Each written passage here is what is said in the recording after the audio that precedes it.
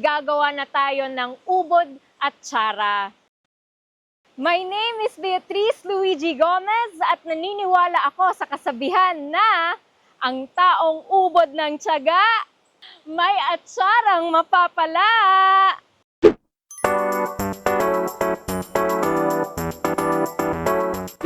So, andito tayo ngayon sa Taytay Falls, dito sa Mayhay, Laguna. And yung challenge ko today for Amazing Earth is gumawa ng ubod na atsara.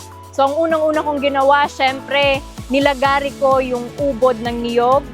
And after ko makuha yung ubod na kakailanganin para sa atsara, syempre, kailangan ko siyang i-shred muna bago natin gawin yung mismong atsara. So, first time kong gawin yon at buti na lang merong mga locals dito na tinulungan akong maglagari ng ubod ng niyog at maggawa ng atsara. So, ayun, very exciting siya, very interesting experience. Talagang nagustuhan ko siya. And as of now, hindi pa natitikman ni Dingdong yung ginawa ko, but I'm very excited na matry niya yun mamaya. So, medyo confident naman ako kasi tinulungan ako ng mga experts.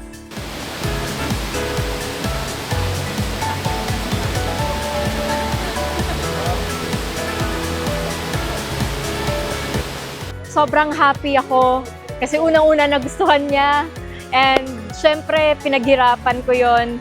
So napaka-fulfilling na nasatisfy siya dun sa lasa nung ginawa kong atsarang ubod kanina and nawala yung pagod ko bigla. So yun.